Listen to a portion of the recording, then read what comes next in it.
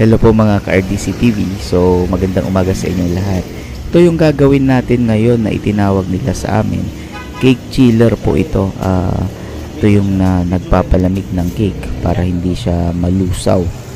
So ayan, tumataas yung kanyang temperatura. So ito ang gagawin natin mga ka-RDC TV. Ito troubleshoot natin ito kung bakit ganon. Kung minsan okay daw siya, tapos pag nagtagal bigla na lang daw magsha-shut off, tapos hindi na mag-on. Ayan, so napadayo pa nga ako mga ka-RDC TV dito sa Daug, Pampanga para lang gawin itong cake chiller na ito. At medyo malayo-layo pero okay lang. Ayan mga ka-RDC TV. So chinek kong mabuti ang cake chiller na to na minsan okay, minsan hindi. So, ang masama kapag naglagay sila ng cake, kinaumagahan lusaw lahat. So, yun ang mahirap, 'di ba? Maraming nasasayang.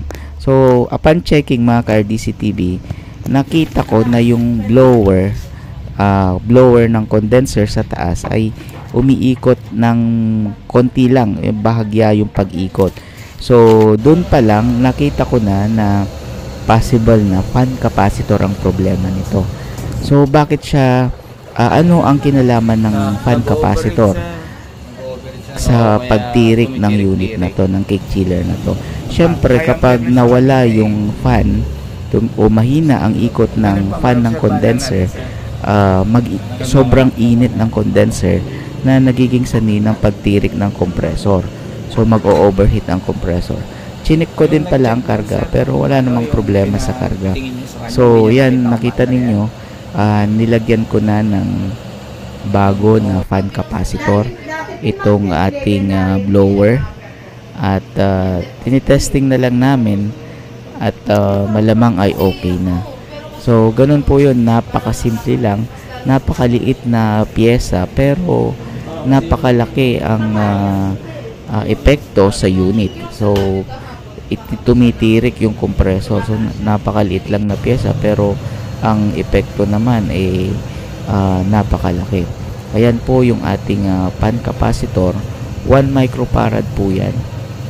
Yan, binili ko na rin po dito at isinalpak na natin at maayos naman na yung ating takbo ng ating blower at okay na yung ating cake chiller.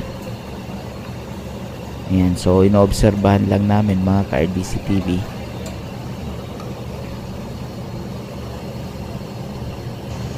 Tama rin naman ang karga na refrigerant, sinukat na natin.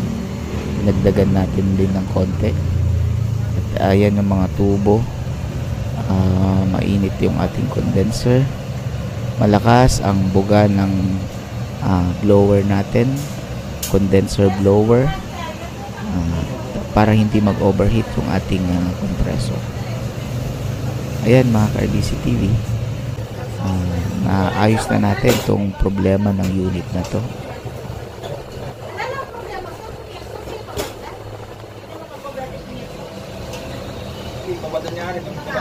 Capacitor lang ang naging problema, blower capacitor.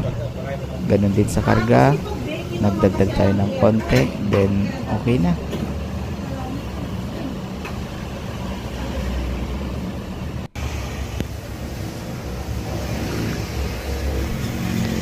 Okay na yung ating unit. Thank you po mga ka-RDC. Hanggang sa muli.